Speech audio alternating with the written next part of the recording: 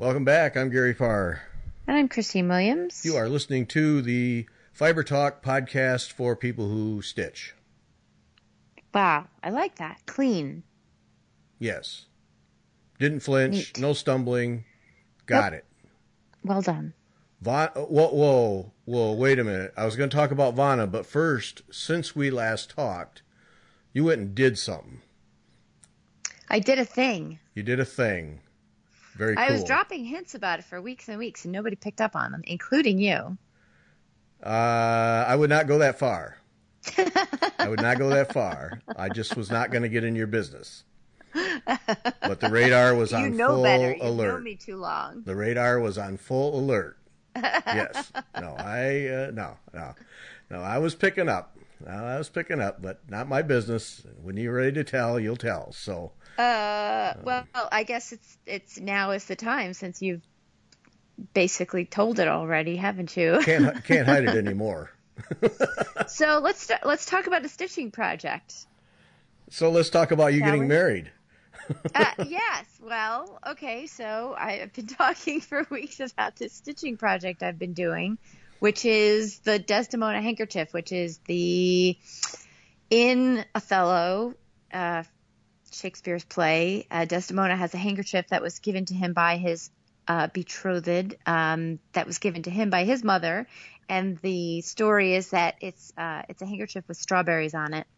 And the way it was given to him was that as long as she keeps this handkerchief, that their marriage will be faithful.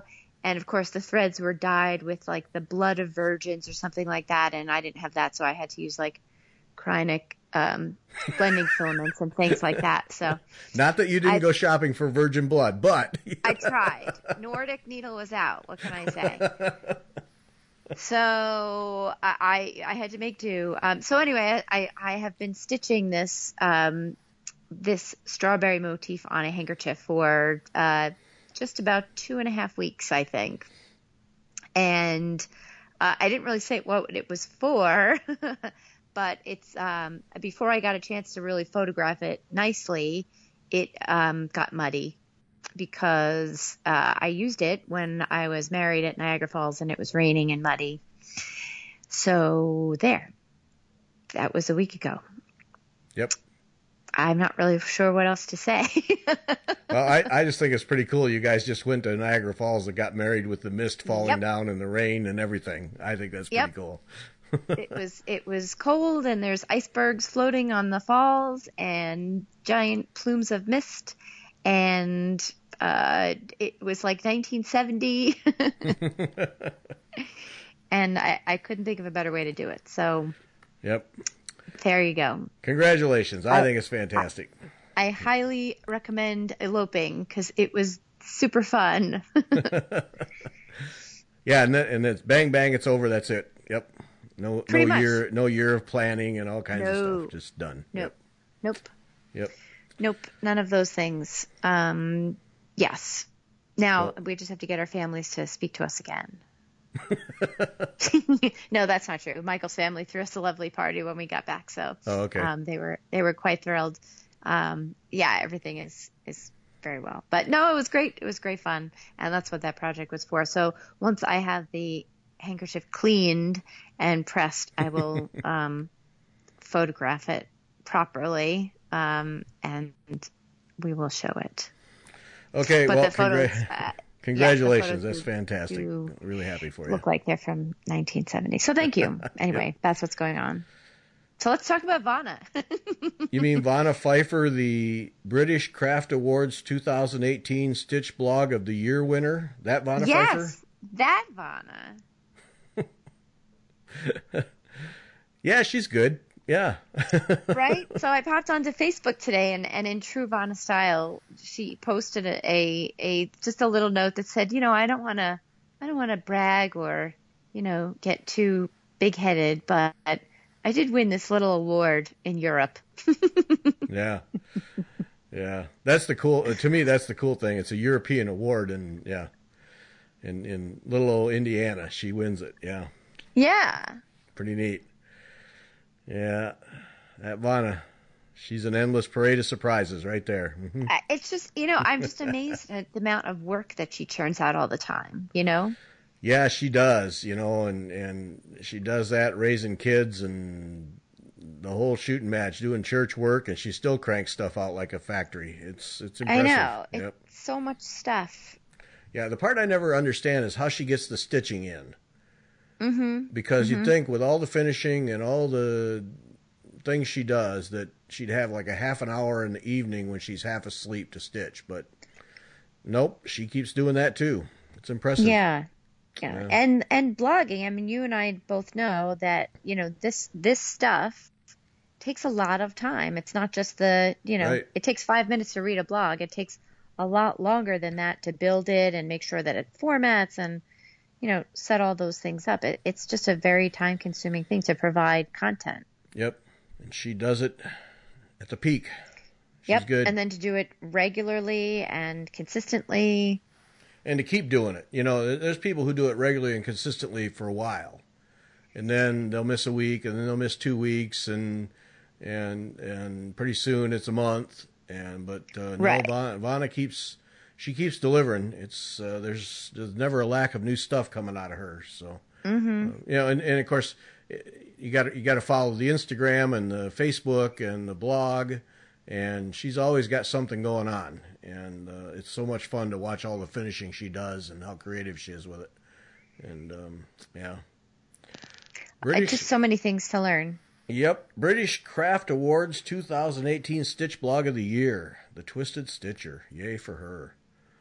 That's exciting. Congratulations, yeah, Vonna. Cool. I'm really very proud. Cool. Proud to know you. Yeah, that's the other part. Yeah. Isn't that a fact?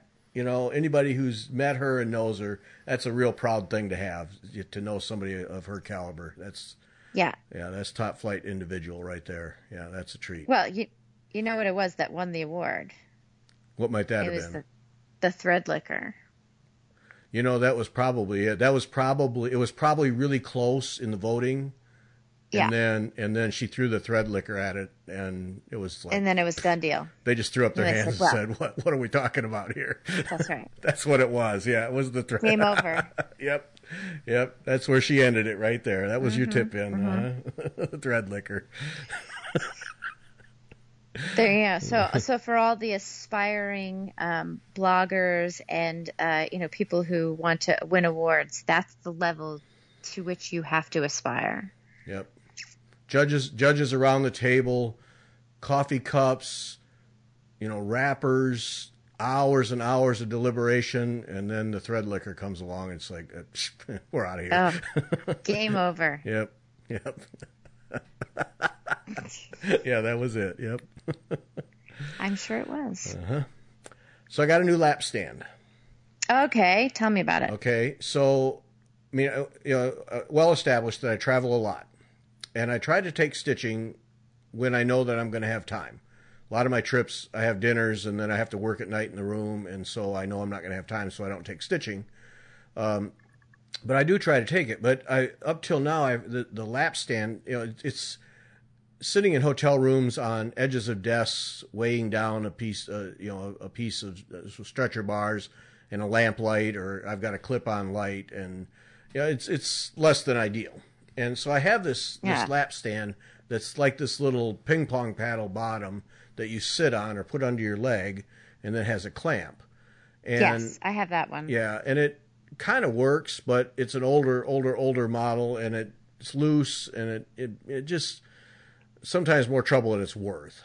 And so I thought, I wonder if I bought a good lap stand, if I would like it. So I just took a run at it. I got a Kay's Creation, because that's my floor stand is a Kay's Creation, and I'm always been happy with that. So it's their Z lap frame. They have two models. They have two models, one where the base extends, and then one where the base is just a one-piece thing. So I just got the one-piece thing. It was $20 cheaper, got it at Amazon, and because in the other one, the base extends so you can do bigger pieces. Well, I'm not going to haul bigger pieces on the road, so don't need that. So I got it, and this past weekend, we went to visit some friends for the weekend. And so it came, and I took it with me. So the first test was sitting on their couch while we were watching a DVD, sitting there and stitching. So I was just curious how it was going to sit on my lap. And it's got a little groove area to put scissors and stuff in the base. And by golly, that thing sits there like a rock. Yeah. And that Z, the arm is a two-part jointed thing, so you can get it at just the right angle. And I sat there doing needlepoint, and it was wonderful. It was absolutely wonderful. I just sit there stitching. I have my clip-on light, and really, really happy with it. And it'll be going with me to Nashville for the market thing, hoping to get some stitching in there too. Really, and it folds down and easily comes apart, so I can get it in a suitcase. And when I was stitching, I'm sitting there thinking, all right, this I can sit in a Marriott Courtyard hotel room in a chair with my feet propped up on the desk chair, and I can sit there for a long time stitching, and that's going to be great. Mm-hmm. So yes, very happy with that. The Z lap frame, I think it was $50, something like that. That's not bad at all. No. So it well made. It's the same construction as my floor stand, so it's good quality stuff. And yep, really pleased with it. And boy, it was just so nice to just sit there and people are talking, and I was just stitching away. And what size piece do you have on there that you're comfortable with? Well, what size frame? I'm back to doing the Anasazi song, and so it is maybe 8 inches wide and 2 foot long. It's a long, tall one. But, okay, so you have it rolled? Yeah. No, it's on stretcher bars. Oh, okay. So you've got a 2 foot high. Yeah. So I stitch. Okay. I'm stitching on the bottom half, and then when I go to the top half, if I'm using the lap frame, or lap stand, then I'll just turn it upside down. Yeah, but no, I held it just fine, and I clamped the light onto it, and nice. Rock solid. And it has in the clamp, it has a groove cut in it, so it'll hold Q snaps, which is that was one of the things. If I'm going to buy a lap stand, it's got to be able to hold Q snaps. And so it does have a V-shaped groove on each end of the thing, so that it will hold a Q-snap, which is good. And I mean, there's no way I'm putting a scroll frame in because I'm not hauling a scroll frame on the road, so I don't really care. But it's I'm really happy with it. Well built, gonna last a while. So yeah, very cool. I have a couple of pieces that I'm looking to kit up that are kind of that shape and size. They're maybe, I would say probably the same. They're about 8 inches wide by maybe 2 feet long that are counted cross stitch with a little hardanger in them. And I was probably going to put those on stretcher bars also. I was going to do the same thing, flip them upside down and do the same, but do it on a lap frame. And I was wondering how that was going to work with, flipping it over and everything. So it's good to know that it would work out okay. Because the other option was to put it on a small scroll frame and then just roll it. Yeah. But I think I like the idea of having it visible, and stretch evenly better. Yeah, for needlepoint canvases, I like to have them on stretcher bars of some kind or another. So I like to have it all so I know it's square and staying square. And so I still want to try the slate frame though. Yes. Like I'm still working on getting my hands on a slate frame and then trying that, because I really feel like that will end up being a really good solution for a lot of things because it's a little bit more flexible in some ways. But I am of the mind that I want to be able to make them because I know that they're difficult to get. And I think I read recently, it might have been in Mary Corbett's blog, that there's somebody local now that's making them. So they may be more easy to get now, but they're still a little on the pricey side. But they're not that difficult to make. So I have a friend who's a woodworker. So I'm working on convincing him to teach me, because there's not that much woodworking to do. It's basically just cutting out the holes in the pieces where the bars have to slide through. If you can do that well, then the rest of it's fairly straightforward. So for me, I think I want to try to make a set So I may end up buying a set and then trying to replicate them once I get the right tools to do so. But I really feel like that would be the way to go, because I like the idea of having the ability to pull the fabric, in all the directions, not just top to bottom. Right. As well. I don't know. I could be wrong. I could try it and say, no, this is just as good, or not, not as good, or scroll frames are just as fine. And I don't know. I would like to try that and see. And it's been so highly recommended by people that I respect, that I think I would like to give it a go. Well, but you're skilled enough with wood and with power tools that if somebody who can help you a little bit, you'd have no trouble making one. That I have no doubt you'd have no trouble whatsoever getting one, and not only making one, but making one that looks very nice and works very well. You just have enough experience and talent with those things that I'm sure it'd be a fun project for you. And when you make one, make two, because I want one. I will. And there's really not that much to it, because it's 4 pieces of wood. 2 of the pieces of wood just have holes drilled in them, and the other 2 pieces have essentially a hole the shape of the width of the other piece of wood cut through it. So you just need to, like a router or a scroll saw or something like that, to cut through. So really it's just a matter of having the right tools to do it. So once I get my hands on the right tools, I might have a go at it and see if I can do it. I have no doubt that you will be able to pull it off without any trouble. Right, because then you can just make them any size and shape you want. Yes, exactly. Right? How nice would that be? Yep. Yeah. No, you should go for it, because, like I said, you've got the skills. It's not like it's foreign to you. No. Yeah. No, it'll be fun. So I have to put in a little plug. Now, I'm working on this Anasazi song. I went back to my needle pointing, and I wasn't sure I had enough of the Krynic thread. I think it's number 43. It's a confetti 43, whatever, number 8 braid. I wasn't sure I had enough to do the job, and so I wanted one more spool. So I went to the Welcome Stitchery, as I am wont to do, and it's discontinued. Not a happy moment. Can't get it. So I said, all right. I said to Monica, all right, I'll just put the word out. And so I posted last Friday on Needlepoint Nation that, any of the stores, and I wanted to buy from a local store. Obviously I could have looked up 123 Stitch or somebody like that, and the mail order houses and got it. But I wanted to. I'm just always trying to do my business with a local store. So I just posted, and I figured somebody'd pipe up sooner or later and say they had it. Well, sure enough, Saturday morning, there's a message from Vicki Cooper at Persnickety Stitchers in Zionsville, Indiana. Meant to look that up, where that's at, but Zionsville, Indiana. I think it's the northern half of the state. So Vicki, and she left a number, and I called Vicki Saturday morning, and she had 2 spools, and I said, send them both, because I'd rather have too much than not enough. And she said, will do. I'll put them in the mail at the end of the day on Saturday. So I expect, we're recording this on Monday, so I expect Tuesday or Wednesday I will have it.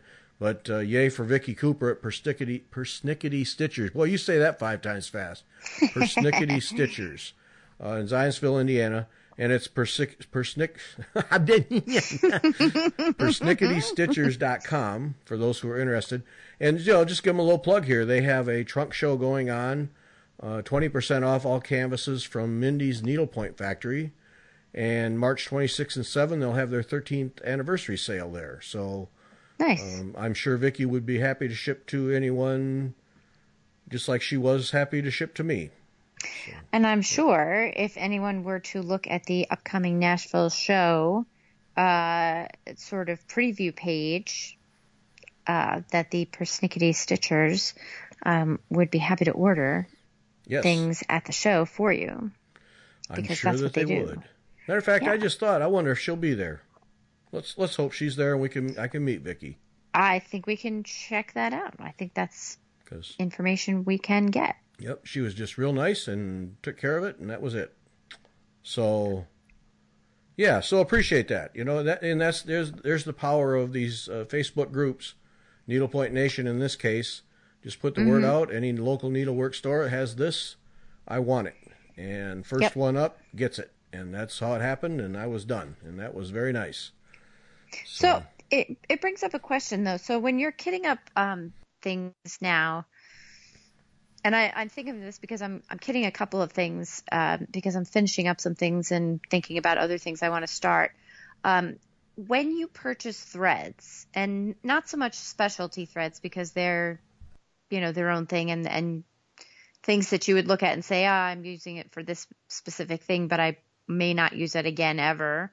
But if basic things, just regular silks, regular DMC threads, or pearl cottons, or, watercolors that maybe something that you see that you really, really like, do you buy the amount that is called for in the stitch guide, or do you buy a little bit extra, or do you buy quite a bit extra?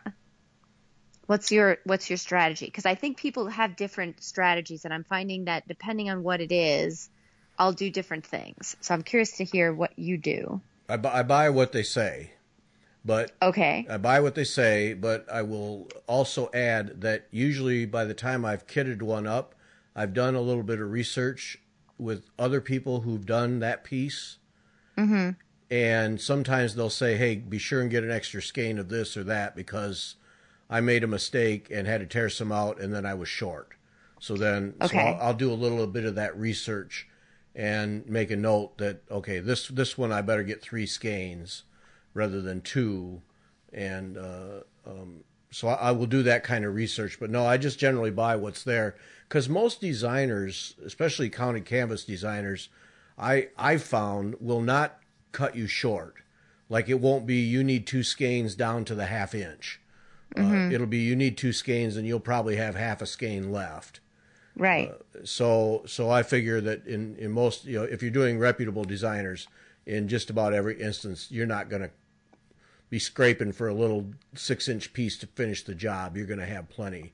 But you raise a good question because I am wary because I don't scrimp on thread. I used to, but I don't anymore.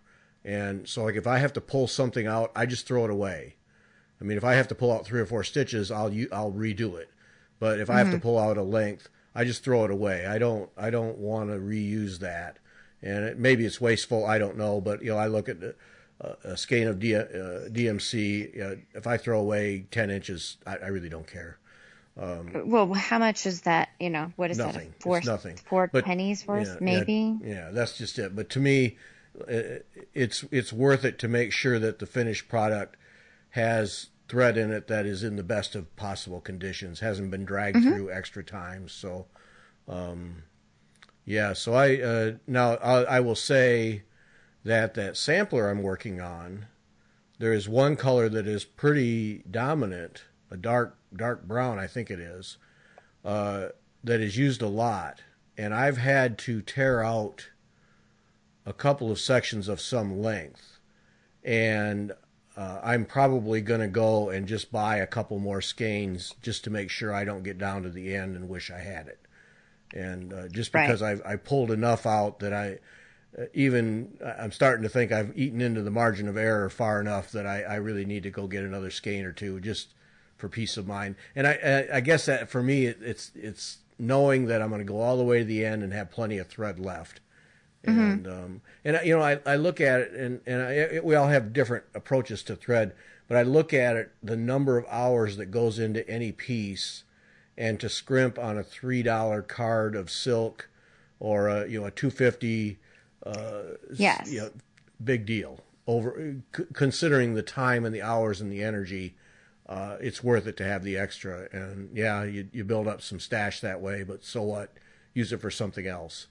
There's plenty of opportunities, but no, to answer the question, I use what is called for from the designers, mainly because I've found that most of them make sure you have more than enough when it's all said and done. So, and I think you bring up a good point too, which is there the idea that if you're ripping out and you have to go back to the store and get another, bunch of skeins or another skein, you're not going to get the same dye lot. And sometimes that will be fine, and sometimes it will be very not fine. And I've run into that with knitting, where, you always want to buy the project all at one time, so you make sure you get the same dye lot. Or a lot of larger manufacturers will have no dye lot yarns, but generally they're not the best of yarns. So with the type of things that you're talking about, where it's kitted things, where it's a designer and they give you a stitch guide, and these are the threads you're going to use, and this is how much you should buy. I think it's easy to know exactly how much you should buy. With things that are more freeform, like you're doing an embroidery piece that's a surface embroidery, and that you don't really have a stitch guide for, you're guessing, then I'm finding myself overestimating. And now I think maybe just out of habit, as I'm kitting up pieces even that do have stitch guides, what I find I'm doing is with things that are good basics, like a white pearl cotton or something like that, instead of just buying a spool, I will buy 3 spools. Again, part of it is just because it's easier for me to just place an order and just add a couple of things in than it is for me to, I can't just run down the street and get it. So for me to buy, 2 spools of pearl cotton, I might as well buy 4, because I'm going to need it at one point anyway.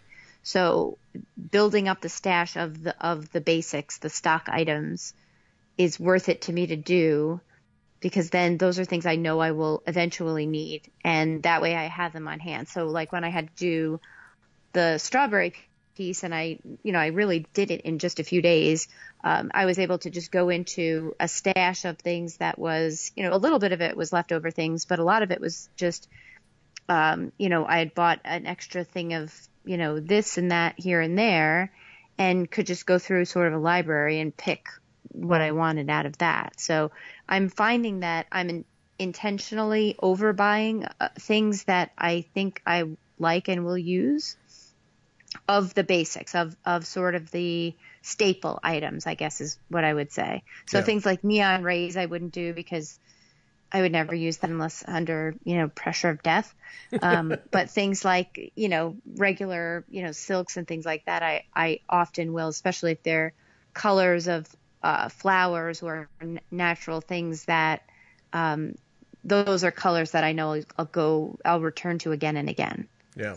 So those, I don't mind building up a stock of a few extra skeins of them. Yeah. Well, that's, and the dye lot thing is the critical thing, as most people know, and this particular the sampler, that's why I'm barely a third through the sampler, and I'm going to go get more, because if I can't get the same dye lot, I'll be able to fudge it in. I'll be able to blend it in and work it out somehow. And but if I get all the way to the end and discover that I don't have enough, then I don't have that option. So because then it's a hard transition. Yeah, and then another one that I had, Monica had to order some silk crystal or something. I forget what the name of it was, and she ordered it, and they sent her 2 skeins, and I needed 4. And that's annoying. Yeah, and she said, so I can't. She says, I have to order again, because I need to know that you have all the same dye lot. And thank you for that. And it took a while, and I said, well, then if you, obviously they didn't have enough the first time around. If they've got to order it again to make sure we have the same dye lot, then get me 2 more skeins. So I have now I know for sure that I've got way more than I need, but then I don't have to think about it. And they're all the same dye lot. So yeah, that dye lot thing, especially with some of those over dyed threads and stuff, that can be kind of a problem. So you gotta watch that. Yeah. It's a game, and you're right. Somebody like you that can't just run to the store or stop on the way home from work, it's even more of an issue, because. I'd probably find myself ordering more than I needed a lot of times, just to make sure that I don't come up short. Yeah, and threads don't take up that much space, so it's not like you're, really, putting yourself out there. Right. Yeah. So, of course, tell that to some of the people who have full rooms full of threads. yes. Well, with threads, right. Yeah. But yeah, so if I'm putting an order in, if I'm going to, it doesn't pay for me to order, a few skeins of thread here and then next week a few skeins of thread there. If I'm going to put an order in, I'll look through and say, okay, well, you know what, I could use, a few extra, packets of needles and, just stock up on things that otherwise I don't want to run out of, Right. Yeah, and it's not going to change your one-time shipping costs that much. Correct. But if you're right back the next week, then now you're paying double shipping for something that, yes. Exactly. Yeah, that's just throwing money away. So. And then that's annoying because then you're like, oh, I forgot. And yep. And then it's worth. And then the other thing too, I think it's worthwhile is shopping kind of the way I shop for groceries, which is you look for sales. So I don't need it right this second, which means I have the luxury of being able to look through whatever the shop it is that I happen to be using. What do they have on sale this week? So are they selling, I don't know, whatever it is, notions. So are they running through needles? Do they have a sale on those things? So, okay, right. Great. I can stock up on needles this week because I'm buying some threads, but they have a really good sale on these things. So I can get them at that time. So that's a good way for me to shop as well. So I like being able to have that opportunity. Yes. And you don't have this, but I have Arlene Cohen, who has offered her personal help anytime I want to save money at Joann's. So, go ahead and be jealous. Your personal yeah. coupon curator. Right. Yeah. Go ahead and be jealous because I have that. Is right. Yeah. That is right. Yeah. Yeah. Well, and Joann's is good for a lot of things that, for needles and things like that. But for silks, not so much. I'm still not happy with Joann.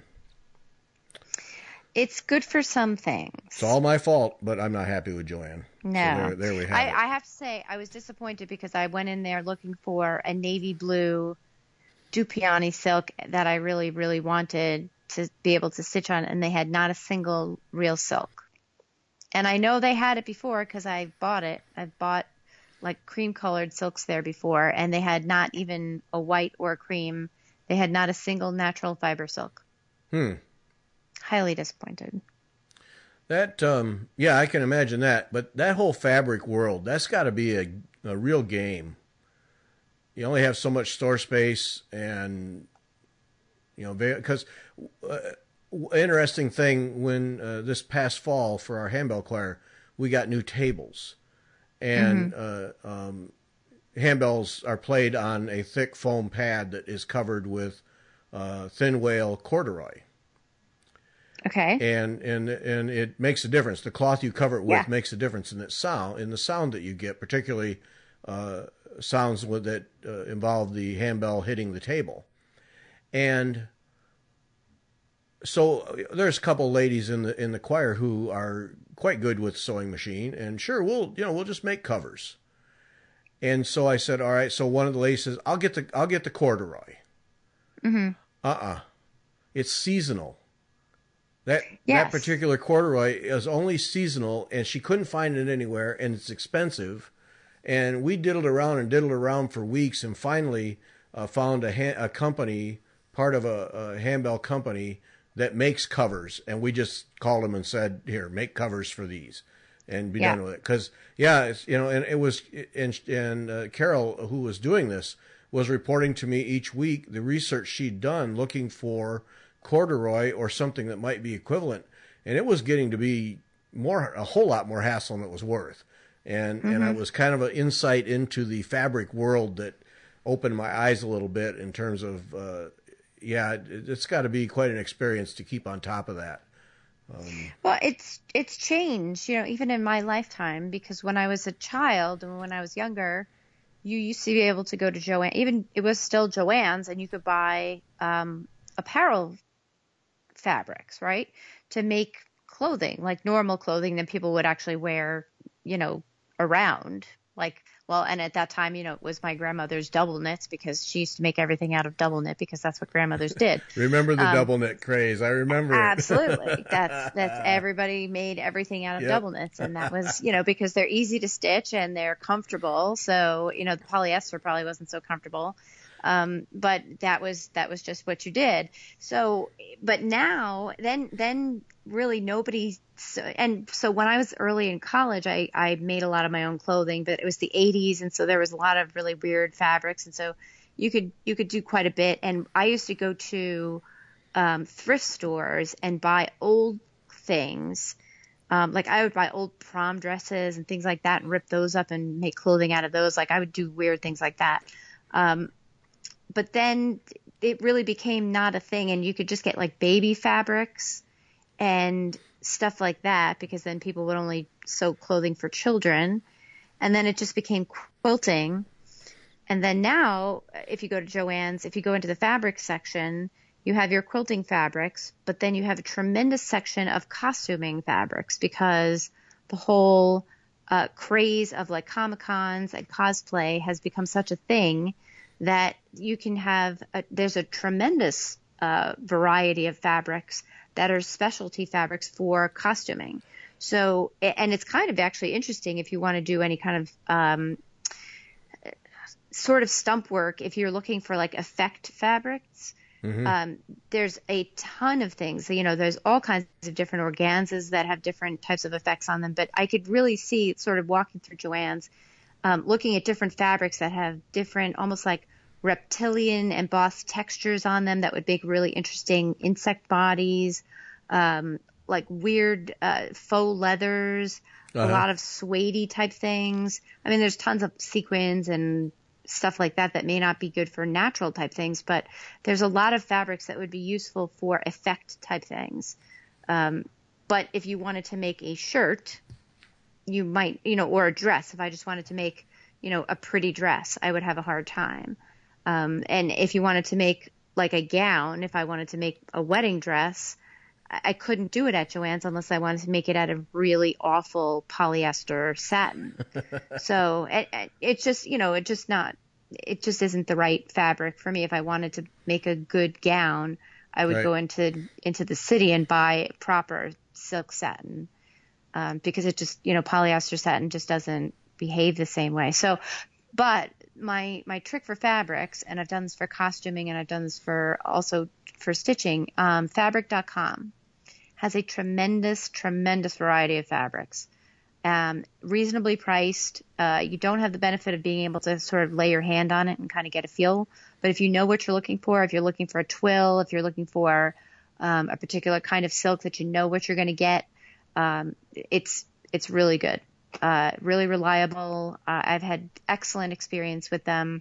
So that's my go-to. If I can't find something from Joann's, I go to fabric.com and see if I can find them. And usually, I mean, what's the worst thing? If it's something that you have to lay out for a large piece of fabric and you're not sure, just buy a small quantity and see if you like it or not. And if you do, especially if you're doing something like surface embroidery where you need, just ground cloth, buy a small quantity and see if you like it, if you like the hand of it, if you like the quality. If you do, then, buy a few yards and just, stow it away somewhere.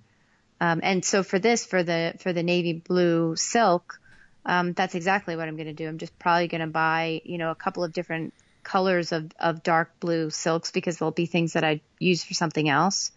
And then see which one I like, because, a Dupioni heavy weight silk is going to be heavyweight silk. It's just going to be a matter of, how much of a slub does it have to it, or is it completely smooth, and that the photography is pretty good for. So that's, I find to be a really good resource if you don't have fabric stores around that have a good variety. Do they have an app that sends you annoying notifications every 5 minutes and coupons do they have that? No, but I think if you asked, Arlene could probably do that for you on Facebook. Okay, I'll write to her. She's in my corner. She is here to help me at any moment save money. I think. I don't know if they're going to have the coupons, but they do have good sales. I'll check with Arlene. She'll know. So. There you go. Their clearance section is excellent. And they do have Okay. notions and trims and things like that too. So I like them quite a bit. Okay. All right. I mean, it's no Arlene Joanne's, Well, partnership, but clearly she's got that figured out. Yep. yeah. There we have it. Okay. We're going to be, yes, of course, we're always running out of time. So this is Wednesday. Well, it's Monday we're recording, but it's Wednesday when it's released. And so we'll be at the Nashville show, and anybody who's paid any attention at all has really seen in the last couple of weeks the emergence of a lot of people showing what they're going to be selling at the market. And wow, it's going to be a lot. It's going to be a lot. Now, of course, our first time, so don't know if this is a lot compared to past years, or people say, oh, it's not even near as much as we had in 1999, but Right. but really looking forward to it, and some of the stuff that people have been showing, I'm really excited to see up close, even if it's just a picture of a model or something. I don't know, but so yeah, we'll be there, and our plan is to do podcasts Friday, Saturday, and Sunday. Now, we have to leave midday Sunday because Mark and I are driving, Christine's flying, and Mark and I have got about an 8-hour drive, so we'll be leaving midday. But the plan is then to have 3 podcasts and then do videos so people can see what all these new things are. And as we've said past couple weeks, check it out online, and if you see stuff you like, order it from your local needlework store so they can get it, especially if they're going, because it's cash and carry thing where they can go and actually buy the charts, buy the kits, whatever it might be, and take them with them.